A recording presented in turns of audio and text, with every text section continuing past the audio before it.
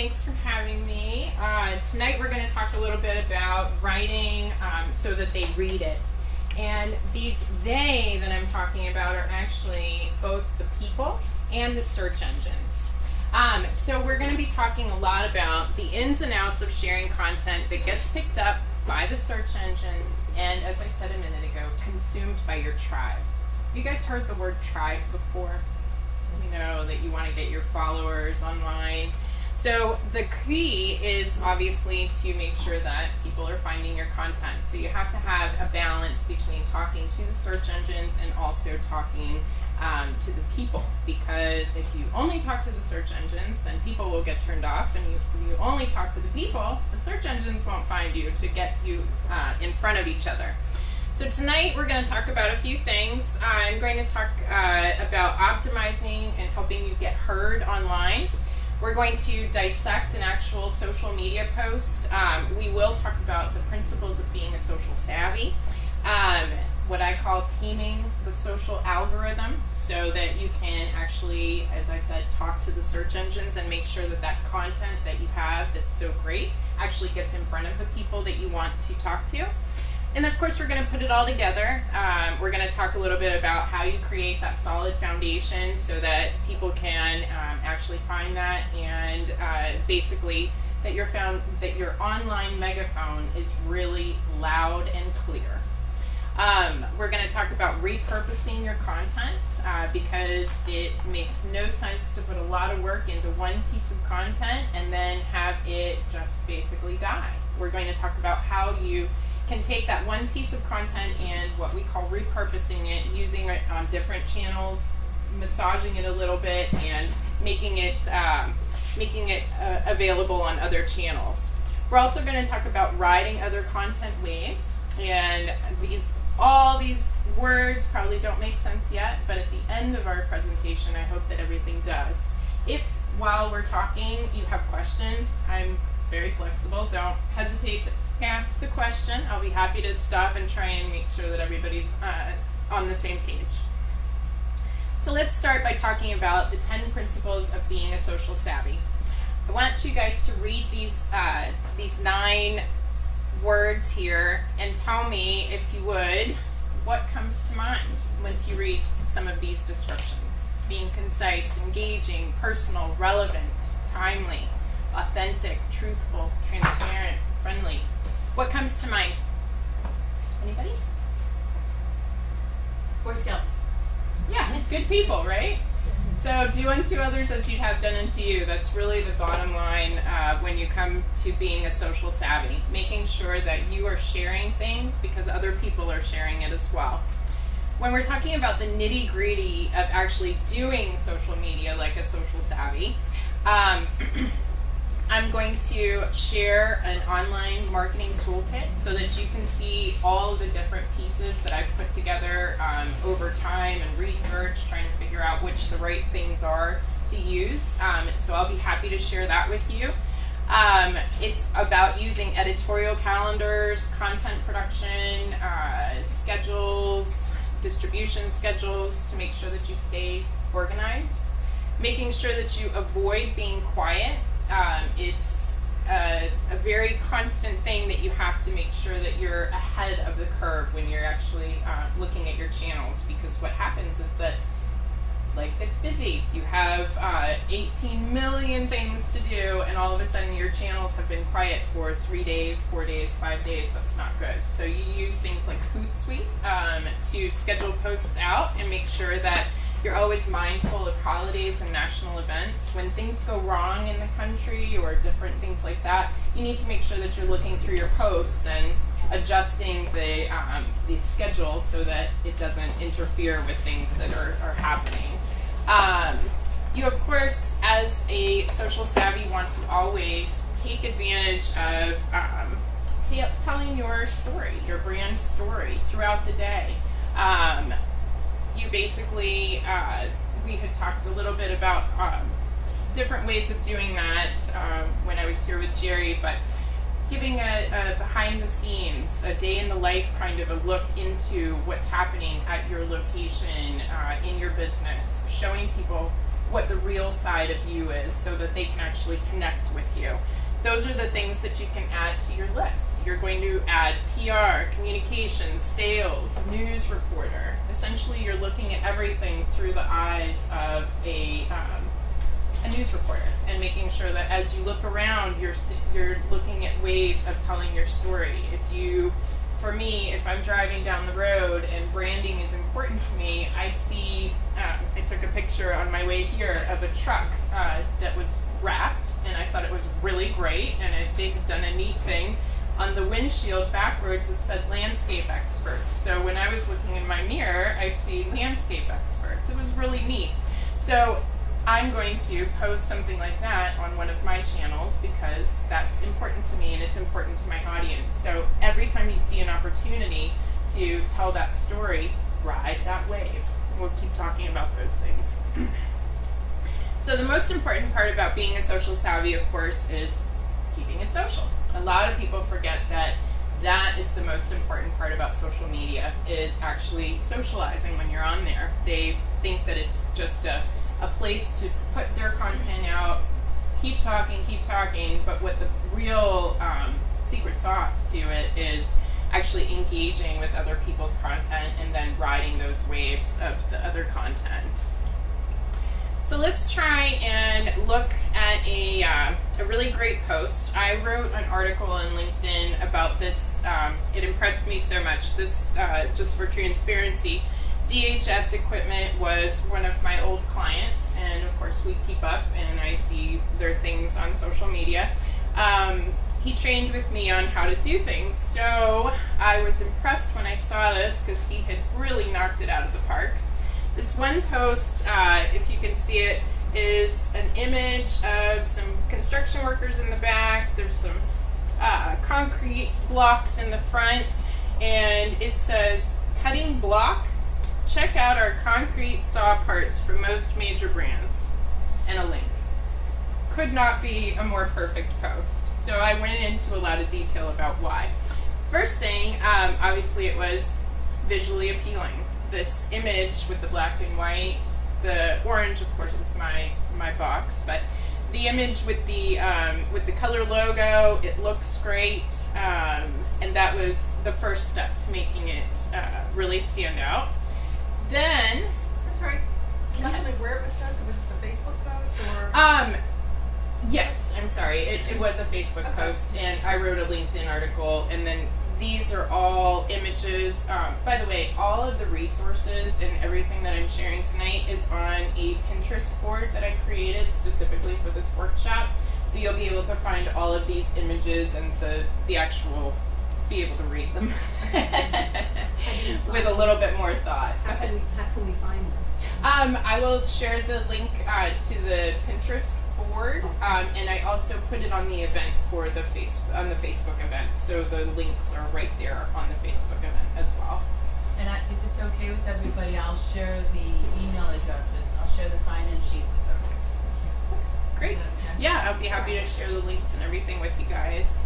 And yes, so then I pinned the images, and this is one of the things that we'll talk about a little bit more in detail, is utilizing all of these different posts as a way of getting content on a lot of different channels, one piece of content, that repurposing. So you're going to make it visually appealing. You want to, of course, write a really great message. Is that message actually grabbing that person, or did you lose them?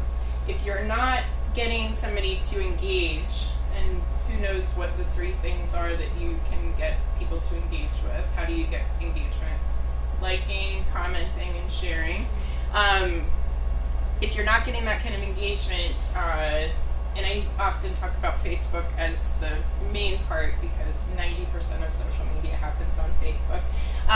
But if you're not getting those engagements, then you're going to really need to focus on how to tweak that message so that you're getting people to read what you're writing. This is a very, very little update, meaning there's not very much copy. It's because of the audience. So sometimes when we're talking about an audience that is a little bit more, let's say, moms, we're probably going to have a 2 to 3 line post because moms will spend the time to read it. So when you're writing, you have to think about who's on the other side of what's being read. Excuse me. Number 3 is obviously hyper-targeting. Here, he used concrete saw as the hashtag. Does everybody know how to use hashtags and how to find them? We're not going to get really deep into that right now, but it is it's something essentially. Who here has keywords? Go ahead. Well, I just have a question on the hashtag. So he's got his hashtag right there in the middle. So most of the time people will type something, they'll do their line, and then it's hashtags afterwards. And so that's actually the first time I've actually seen the hashtag in the middle. I'm glad you noticed that. And it's like, oh, I like that idea because I actually hate posting and then have 20 different hashtags at the bottom. It drives me crazy. It drives everybody crazy. I don't like it. It's not social. Okay. This is really super social, meaning that you're utilizing the content of your post to essentially tell the message and stay focused on that. Go ahead. I just want to interject for people who might not be familiar. A hashtag, what you're seeing that looks like what we used to call a number sign, is now what's called a hashtag. And what it does is it organizes the conversations that are happening on the internet. So people who are talking about concrete saws, which I'm sure none of us are, all are able to find themselves or find each other on the internet. The internet is a very loud and busy place right now, and that's why what we're talking about tonight is being heard. How do you do this to get heard above all the other noise? And it is essentially learning how to hyper-target your message and understanding what the words are that people talk when they're talking about your subject. So if you're talking about my subject, social media marketing becomes one of the hashtags that I utilize in a lot of my posts because it is it's a relevant term, you know.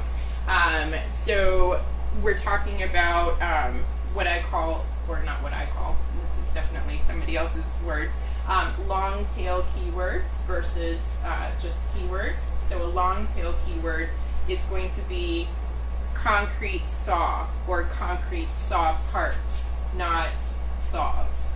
So saws is a very incredibly general term, but what we're talking about is trying to find long tail keywords which are very specialized regarding the specific topic that we are focused on when we're talking about whatever content we're putting out there. Does that make sense? Yeah.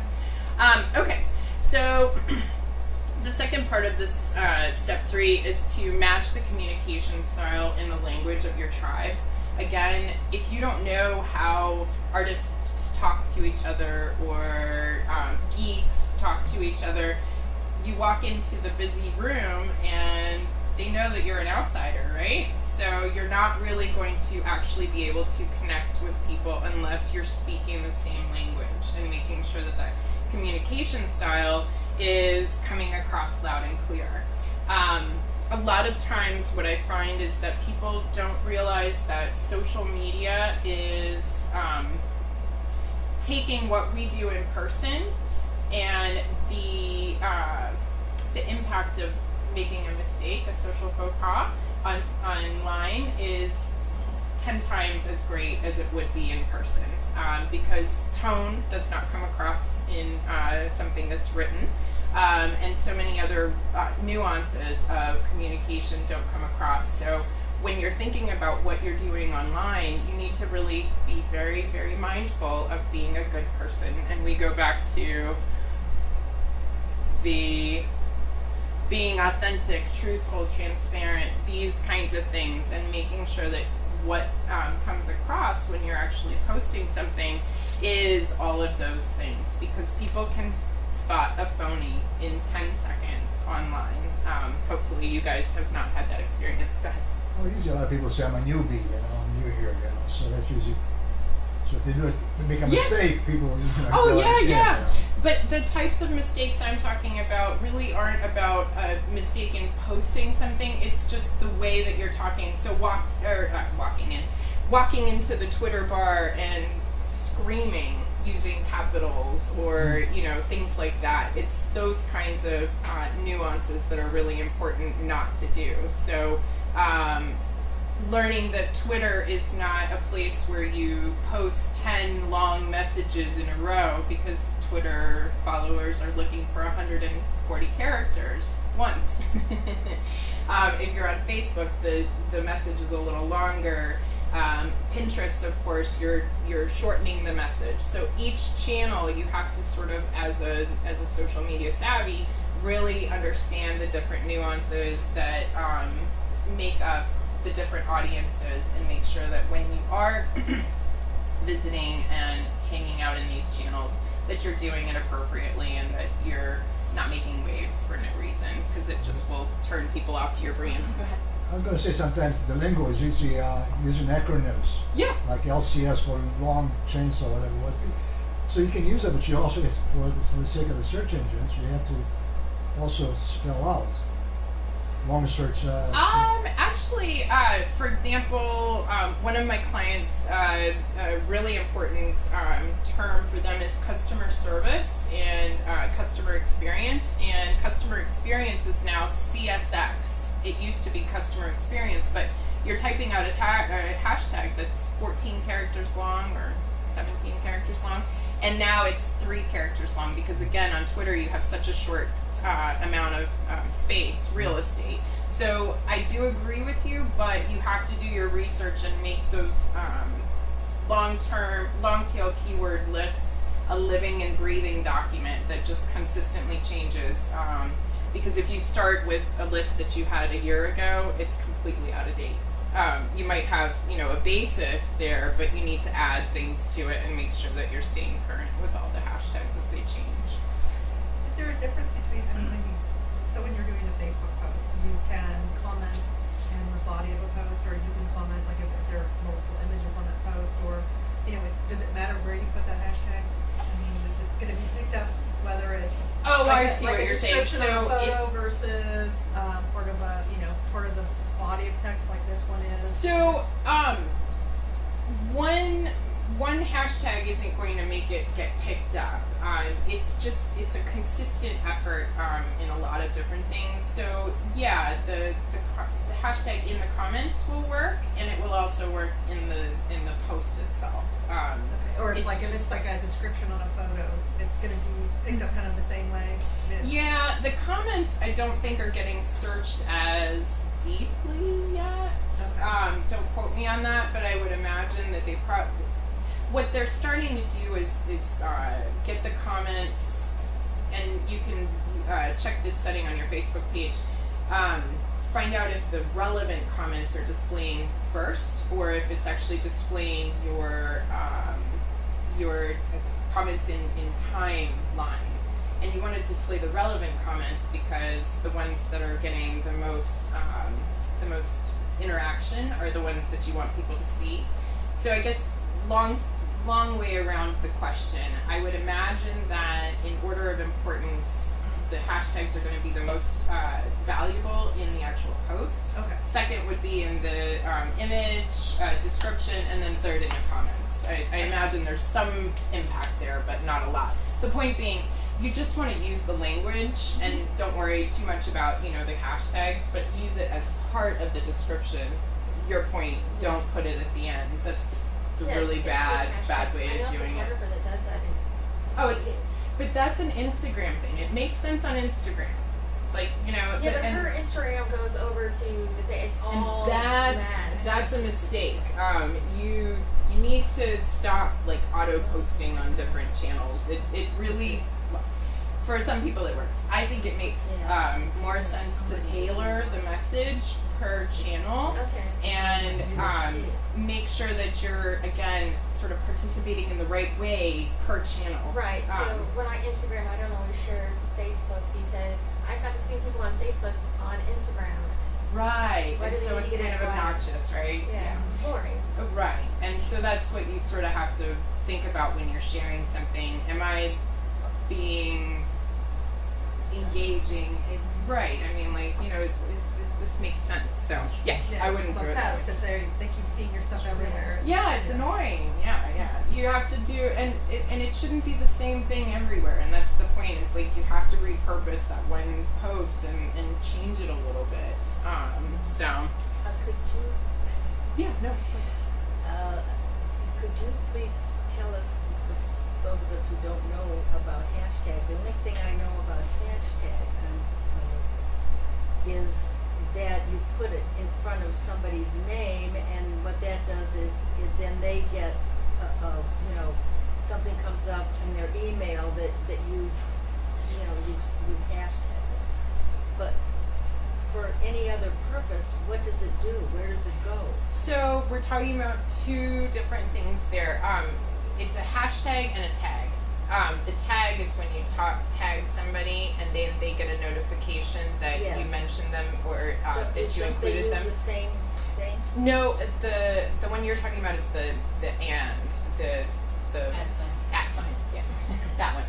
Oh, okay. So that is how you create a mention, and that's what a mention is called. The hashtag is really meant.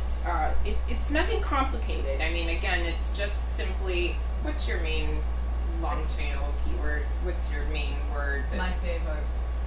But not your name of your place, but like what category do you want to be known for? For example, corporate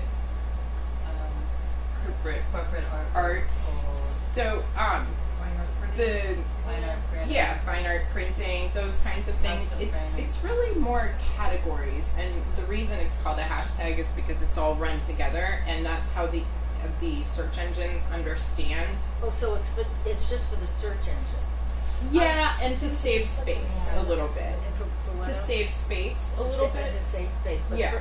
But basically what you're saying is that the hashtag takes whatever you say to the search engine. Yeah, it communicates with the search engine so that you can sort of match up what your question is with. So the search engine doesn't read, right? It just understands what you're telling it. So you're telling it that if somebody has a question that this answer comes to, please put them together. And that's all the hashtag is doing. And that's all your optimization It's is kind of doing. just like a keyword search. Yeah, if you actually clicked on Concrete Saw, you would see all the posts that were related to Concrete Saw. Yeah. So I was just going to interject for event planners. I just passed out a postcard for Christmas in July, sponsored by Tampa Bay Business Owners, TBBO. So there's all these people all throughout different areas of Tampa Bay that are posting hashtag CIJTBBO. Yeah. Christmas in July, Tampa Bay Business Owners. And so if you search, just like what she just said, if you search CIJTBBO, you'll get everybody's comments on it. And so it's a quick way to get a temperature reading on, is this a good event? Do I want to go? Do I care? Who's playing? Who are the players? Yep. And it just basically helps tribes find each other. So that, again, this giant, big, loud internet that is so busy gets a little bit siloed so that you can actually listen to what's being said, because there's a lot of content out there and there's a lot of garbage. So we're going to talk about quality content, not garbage. Go ahead. Yes, did you have a question? Yeah. Okay. All right, so we've talked about dissecting this great post for a little bit. Now we're going to go right through it again, make it visually appealing, make sure that message is grabbing them. We're going to hyper-target with hashtags, and we're going to make sure that we're talking in the language and the communication style of our tribe. We can further hyper-target. If you're on Facebook pages, you can actually set two things. One, your Facebook page optimization, that's in settings, and you can mark the interests that match with you're talking about, with the interests that other people have mentioned they have, so that when the opportunity presents itself, Facebook will prefer to give that post to that kind of person versus a random person. So they're helping, again, turn the volume up and down on different kinds of things. I also mentioned there's 2 ways to do that. The second one is by post. You can actually target the audience optimization on a particular post, so that if you were promoting an event and you were an art gallery that didn't have, that only wanted to talk to one particular section of their clientele to talk about one particular event, you can actually do that with that post. And then you can boost it and make sure that you pay just a few dollars because it's now pay to play on Facebook, if you haven't noticed. It used to be that you could really do it with just organic kind of efforts, but now it really is a little bit more in terms of pay to play. So if you're interested in actually getting your message out in front of somebody, it's really reasonable in terms of how much it costs, and I would look at that. There are on my Pinterest boards, there's one called Flutter by Chat. I do a weekly tips and tricks on social media, and I have uploaded for this next coming week a giant number of Facebook advertising references and links, and you're more than welcome, of course, to grab whatever you find in any of my resources. But I would spend some time educating yourself on Facebook advertising if you're going to dip in. It's not expensive, but $50 is $50, so I wouldn't just throw it away. Step 4. Of course, you're going to use a call to action. ... See below. See how I did that? That's call to action. You want to make sure that your post is accomplishing something. Sometimes you're just trying to get exposure, and that's fine. But you also want to get that person to engage in your content. And you can just simply, at the end, to include a call to action, ask a question. Tell us your favorite color, or tell us whatever the case may be. But always ask a question and find a way to get them to do something. Have a call to action. Information, of course, is useful. You need to understand what is going on with your content. Is it engaging, and or is it going flat? If it's engaging, you need to do more of that. And if it's going flat, you need to do less of that. How do you figure all those things out? Basically, Facebook Insights. You can get really complicated and put Google Analytics on your website and start putting tracking URLs and different things like that. But what this example is Buffer is like Hootsuite. I use Hootsuite to syndicate and schedule out my content. That again is in the online marketing toolkit that I mentioned earlier. Buffer is another scheduling tool that some people use in order to make sure that their channels stay nice and full. Again, we talked about making sure that you have enough content in there so that they never go quiet. The point about this Buffer link is that it's actually a tracking URL. So that means that they'll know how many people actually clicked on that. And information is powerful, right? So the more you understand about what's happening with the things that you're sharing, the more you can figure out what to do and what not to do. Does that make sense? Everybody? Okay. This is another one of my clients, Kenna. They are a manufacturer of beautiful handmade things and creations. And I was searching around on their news feed, and I stumbled on a post that this sweater venture company had posted, and I became aware that it was Independent Retailer Month. I had just taken this client over, so I hadn't done one of the things that I'm going to talk about in a little bit, which is an editorial calendar, to keep up with all those kinds of things. But let me read this post really quickly to you. And thanks to the sweater venture, now we know July is Independent Retailer Month. So we ask that you please support all your favorites this month and all the months of the year. right now, a great way to start is by checking out one of Cana US exclusives. Take a look at this supple and delicious handmade leather summer bag. The Explorer is perfect for your summer fun with its casual slouch. Ready, set, shop, and a link. And I'm not picking this because it's my post. But the point is that I was able to take news that I found that somebody else had posted that's sort of a competitor, but not really.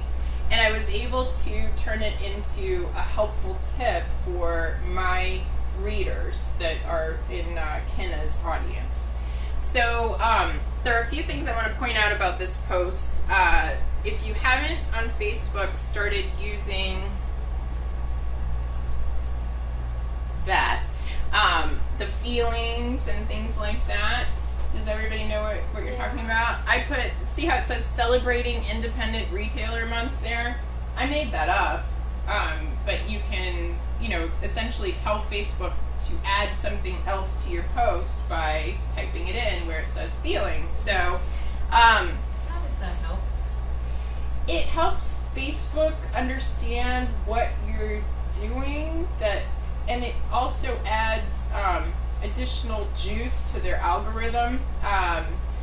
They like it when you fill in all the blanks, right? So if there's a button, press it and write something.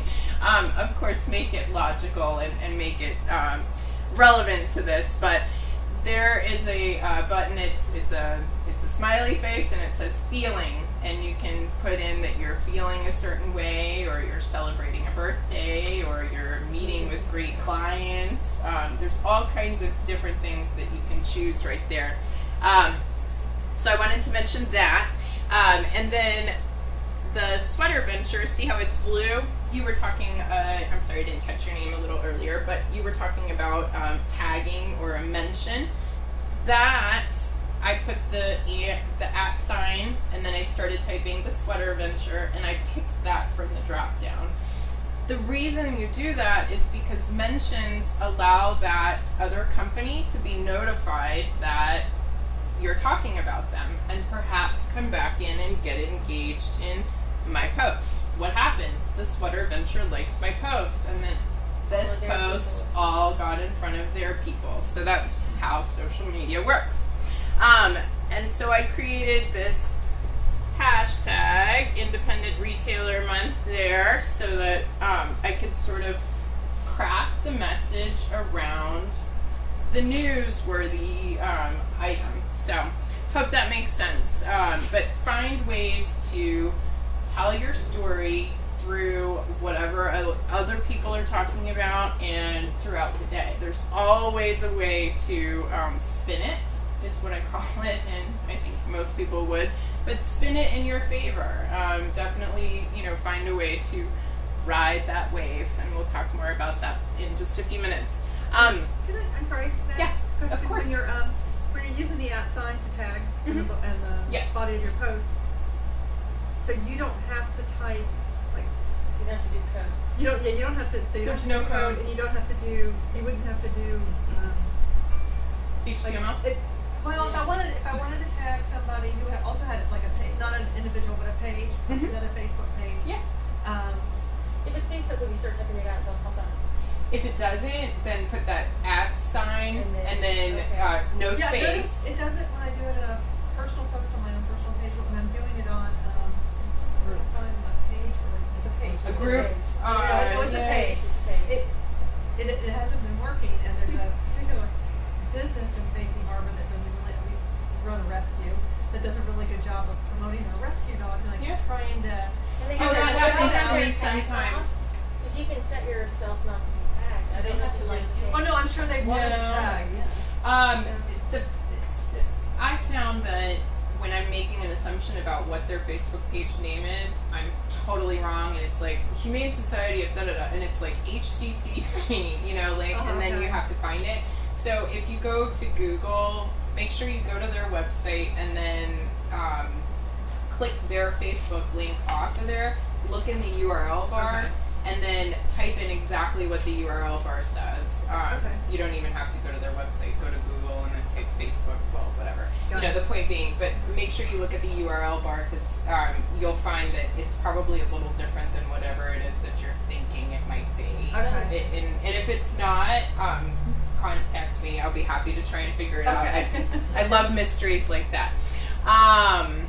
Yes. So did that answer your question? Yeah. Okay. Good. But yeah, just to make sure that we're all clear, there's no coding, there's no extra anything that you have to do there. You just literally type in the @ sign and then no spaces, and I would have just started typing in the sweater venture, and then from the list that pops down below, you'll find that and click that right there. But then if you, of course, don't find it, go around the backwards and go to their website to get there. I'm sure it was operator error. No, it happens to me all the time. And it's usually because I don't know the name of the website, or excuse me, of the Facebook page. The only other thing I wanted to mention is, do you guys see this little orange thing right there? Does anybody know what that is? It is kind of a bookmark, Is yeah. that into the top? Oh. You got it. That's right. That's exactly it. So sometimes you're going to want to keep a really important post at the top, even though you're constantly feeding your channels. Again, you don't want them to go quiet. But something that's really important in terms of an event for the month or whatever it is that you find really relevant, or if you're trying to get people to download a freebie, whatever the case may be, you can use a setting called pin to the top, and then you'll know that that's at the top of your page, so that when visitors come to your page for the first time, they'll find that along with all the other content, of course, that you've posted. Does that make sense? Okay. So we talked again, or we have talked a little bit about being relevant and timely, and I've talked a little bit about using an editorial calendar to make sure that you're keeping up with the holidays and that are relevant to your particular industry or subject. Again, I just took this client over, so I had no idea that there was something called Independent Retailer Month. Did you? There's a holiday for everything, and every time I take on a new client, I'm even more amazed at the different things that we celebrate as a nation. We just had We Love Ice Cream Day not too long ago, which I was a big fan of. So, but anyway, use the editorial calendar. There are some templates that I've uploaded onto my SlideShare library. You maybe have heard me say SlideShare now a few times, but SlideShare is a place where you can upload PDFs and PowerPoints, so that I call it a content depository, just like Pinterest. SlideShare is a very high authority website, and if you had, for example, 5 things people don't know about fine art printing, let's say, and we make a nice little downloadable doohickey. So we upload it to SlideShare, and there's actually an embed code. So they provide something where you can actually take their code, not very hard, but a website person can do this without much trouble, and then take that and place it onto your website. Why would you want to do that? Because you want to connect to as many high authority websites as you can, and the way that people used to do it was by backlinks and things like that, and those are all kinds of black hat SEO techniques. I'm sure people have heard. Those aren't the way that it gets done anymore. Now you're trying to be relevant by showing the search engines that you're participating on social media. And so being able to take a resource that is on SlideShare or on Pinterest and then adding it to your website, so then there is a connection, talks to those search engines. And we can talk a lot more in detail about that another time. But anyway, so how do you get heard above all of the noise? Any ideas? you tame the social algorithm. That social algorithm is not one thing. Facebook has its own algorithm. I'm sure you guys have heard about the Facebook algorithm for many, many years. And it changes sometimes. So as marketers, you are assuming that you're doing one thing and that it's going to keep working. And then all of a sudden, you're no longer in front of your people. Again, what do? I would go back 18 slides, but you stay consistent, you make sure that you're transparent, authentic, you're doing the right things on social media, then the changes in these algorithms don't affect you and impact you. It's the same thing with search engine optimization. If you're producing good content that is relevant and valuable to your audience, whatever the search engine algorithm changes that happen won't matter because you're still producing the things that somebody wants to hear. So stay focused on that. It's a long haul effort. A lot of people get really caught up in trying to stay ahead of all the search engine changes and things like that. Just produce good content, do the right thing, and you will be fine. But anyway, so taming this social algorithm, we've talked a lot about the long tail keywords. Make sure that you really understand what those are and use them. Before you post, make sure that you are adding value. People who go and just repeat the same things that are already out there is not very helpful. So think about, don't just make noise to listen to yourself talk. Make sure that you're adding value to the conversation. So again, the example of the National Retail Month or whatever, Independent Retailer Month, use that information and tell your story. So make sure that you're able to add value to that conversation. We also have talked a lot about speaking the same language and using that communication style. And the reason that you want that to happen is because the reverse also happens. Your fans can find you if you're actually speaking that language. So people are pretty savvy in terms of finding who they want to follow online. And if you're able to optimize your presence properly, you'll get in front of the right people. Back-end optimization is really meant to talk to the search engines so that when so that your content is more likely to show up in the results because it's matching that query.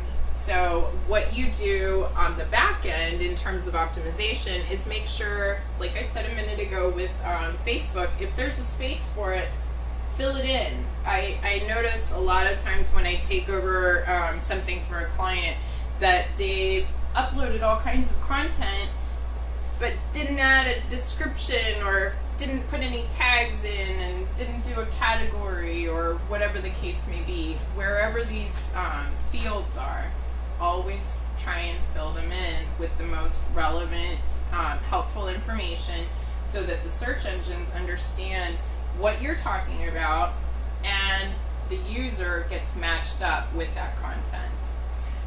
But you don't want to add tags that are not relevant. That is not helpful to anybody. It's not going to help you. It's going to create a situation where it's called scent is lost. The scent is lost. So if I type something into Google and I'm expecting to get the answer to that question, and I go to a website and it's totally not about what I just typed in, my scent got lost, and so I've gotten irritated as a user. So you want to avoid that happening, and you always want to answer the question and make sure that the way that you're organizing that answer is to use the right words so that the message is matched up with that question. Everybody, yeah, makes sense? Okay. All right. So we are going to talk about making sure that megaphone goes to work now. You're going to use that social media platform to syndicate and cross-promote content to and from all of these different places. Your website, blog, writing submissions, landing pages, directory listings, email marketing, OPPQC. You're going to start seeing this. Any ideas? Other people's quality content. And you're going to ride the waves. And we're going to talk in much more detail about that here in just a second. You can always share tips and tricks, share, of course, industry-related news and other information, and basically make it work anywhere. You're going to want to always provide entrances into your online network because you want people to come and actually hang out. If you notice, you have an entrance here. Let's say somebody drives into your network and hangs out at Pinterest there for a little while. That channel is connected to Google, so they drive up the road, they hang out there with you for a little while. That's why you don't want to be posting exactly the same thing on all those channels, because you want to have something a little bit different. And we'll talk a little bit more about being the host or the hostess with the mostest. How many people like to entertain? I do.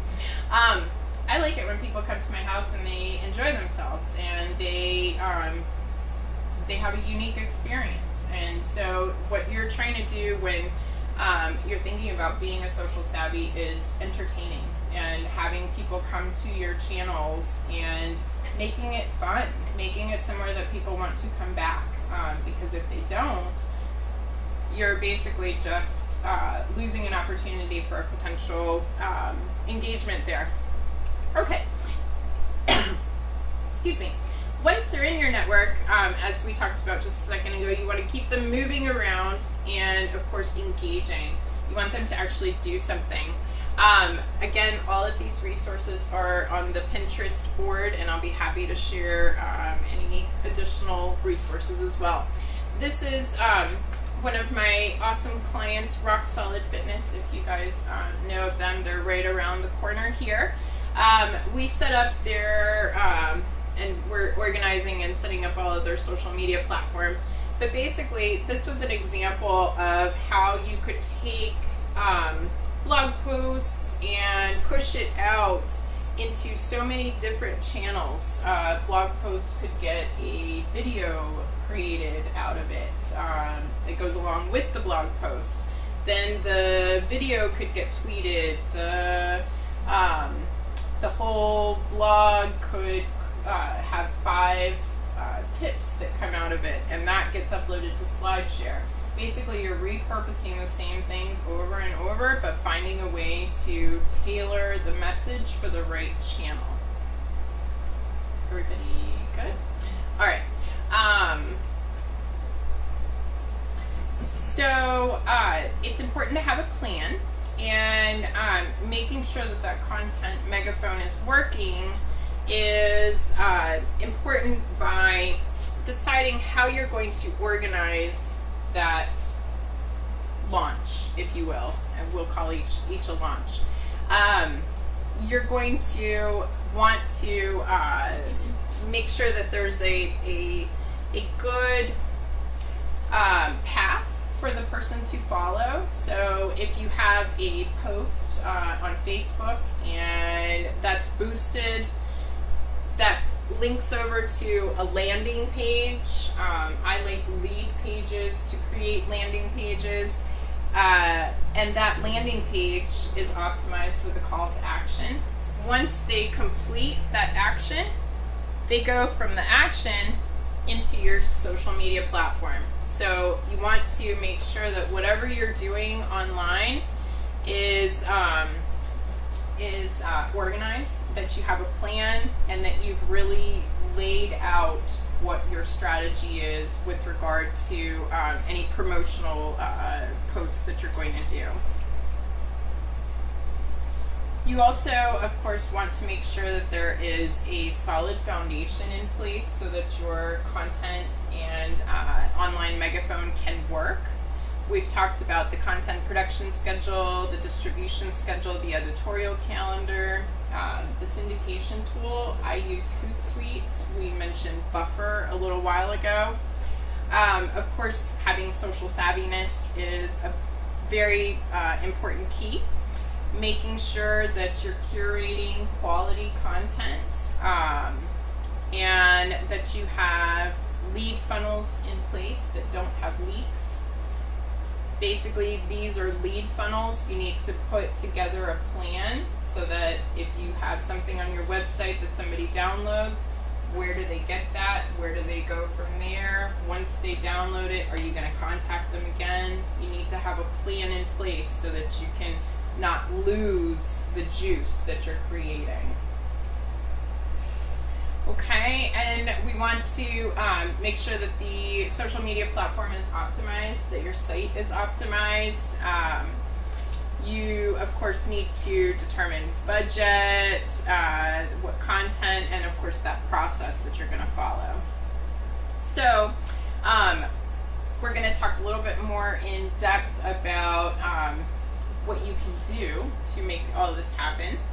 The first thing I like to do is, of course, shamelessly repurpose all of your own content. We've talked about repurposing a little bit. So, for example, an old blog post that did well 2 years ago, you can either tweak it and update it, leave the post on the same URL where it was, but add something new so that it's an updated post, and then re-syndicate it. You could grab content off your site, any freebies, tips, videos, images. So, what ideas do you guys have for repurposing a piece of content? Anybody?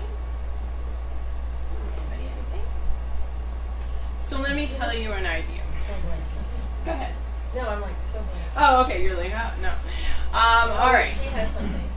Yes, I'm I'm ready. not going to do this, but because I don't do this stuff. Right. But what I would do to what you're saying is try to link it to something that's current out there, Okay. and just blend it in and lead it in. Yeah, absolutely. So if you took something like an old blog post that was, say, 500 words, and that included tips, let's say as an example, you could then create a freebie out of the tips and make them visual. So you could add an image and basically create a downloadable sheet, and then go to SlideShare, upload that, embed the SlideShare freebie onto the blog post, take the blog post, syndicate that out, then that has a video. So the point is that you take all of these pieces and create a lot of different versions of the same thing. What do you mean exactly when you say syndicated blog posts? That means that you're using something like Hootsuite or the Facebook scheduling function, and you're pushing it out. So you're gonna take it and syndicate it to Twitter, to LinkedIn, to Facebook, to Instagram. Does that make sense? Yeah. So it's sharing it. But we also said we didn't want to have the same thing everywhere. No, but you're going to Tweak it a little bit. you're going to tweak it before you share it. But Correct. you're doing this all manually. There's not like a. No, she's syndicating. Like you set it up like on Monday, and then you set it up for a week, and then it's something on Wednesday and Thursday and Friday. But it is a manual process. I mean, yeah. Yeah, you have to do it, Yeah. and then you hit play, and it just kind of does Right. its thing. So my suggestion always is to spend a couple hours, 2 to 5 hours once a month, loading up 30 days of content. Does that make sense? It So makes sense. It doesn't sound like a realistic timeline for 30 days of content. But Oh my gosh, I can't What do you even mean? decide what to wear I the just- next day. oh well, let me tell you some ways of finding some content. Is it because you can't find it? No, it's just it may be because it's the type of content that I'm posting. It's not really Well, for me, it's like creating a video or creating some project. Okay, so you guys are all trying to produce your own content. Let's move over to the curating content side. A lot of what I talk about is not necessarily producing your own content. It is going and finding this quality content that other people have done. Okay. And so you're not going to sit there and that's way too much work. There's like three You're a different full-time content producer at that time. Yeah. No, sorry, let me clarify. What I want you to do is curate great content from authoritative, industry-related, important things. So, like, for me, Word of Mouth Marketing Association is a big organization that I pay attention to, and they produce a lot of really great content. I'm never going to produce that content, but I will definitely share it with my audience because they have shared it publicly, and so therefore I want to be the hostess with the mostest and have that information and the answer to my to the question. That So makes more sense. I'm uploading it to my content depositories, and then I'm syndicating it or sharing it because it's in my content depositories. So it was Word of Mouth Marketing Association's link, but I uploaded it because it was public to my SlideShare library, and then I've still given them credit, and I've mentioned that it's all theirs, but I'm going to take advantage and ride their wave by saying, hey guys, I've got this really great thing that I know everybody really, really needs, so here it is. And is there a cost to use SlideShare? No. I love that. It is now owned by LinkedIn. It has been around a good number of years now, and it is a phenomenal just resource. You can really find so much information on there about so many different things. So are you just grabbing the link, or you're actually grabbing all their content? So I'm talking about a PDF that they've created. I'm grabbing that PDF and I'm uploading it to my SlideShare channel. If it's a link and there's not a PDF or something like that, I am using my Pin It button in Google Chrome as a anyway, I'm uploading it to Pinterest and I am giving them credit. The link goes back to their site, but it's in my content depository because I'm gathering all the resources, and my goal is to be an authority and a resource on whatever my subject is. Does that make sense? Okay. So, this is what we're talking about now. Savvily sharing other people's quality content that you've carefully curated. And I had to take this pretty slide and put this awful little warning on there, but make sure that the content is not gated. That means that you had to type in your email address and your name to get that piece of content. You should not be sharing that anywhere on the internet. That is not yours to share. So, how to find the content so that you can fill those channels. Those are some of these things here.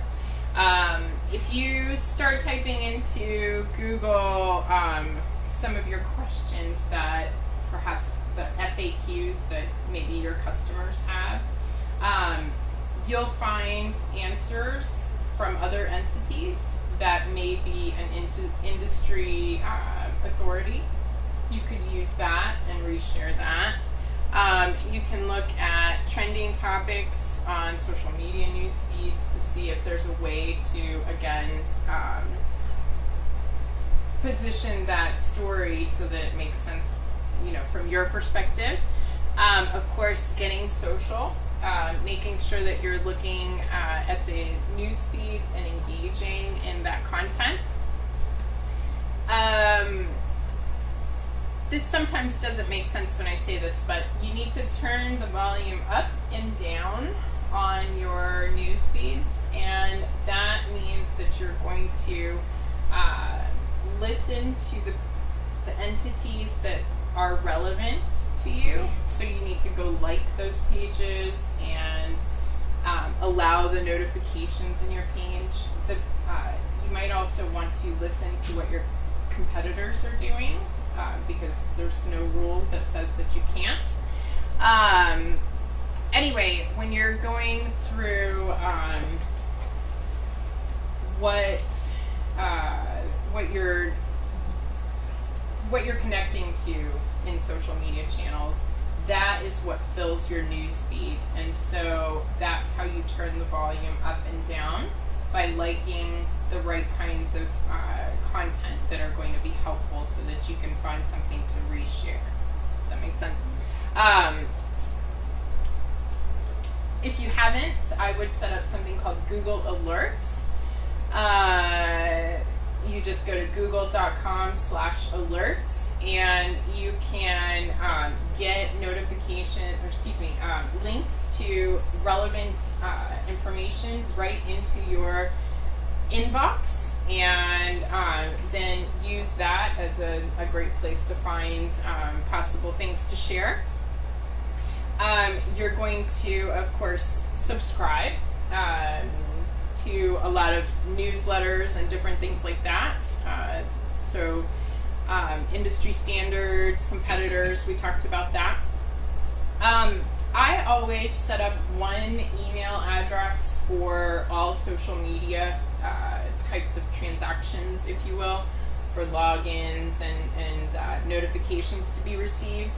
That way, one person can look at it and be able to see what's going on and sort of manage that flow a little bit better. All right. And this is on Pinterest. It'll tell you once in a while, do you want to listen to these things? Yes or no. LinkedIn on the right just helps you, fine tune that again. So we're gonna make sure that we have a plan, a purpose. We're gonna implement it. And essentially we are going to make sure that we become an authority and a resource, because we have everything that people are looking for. And that,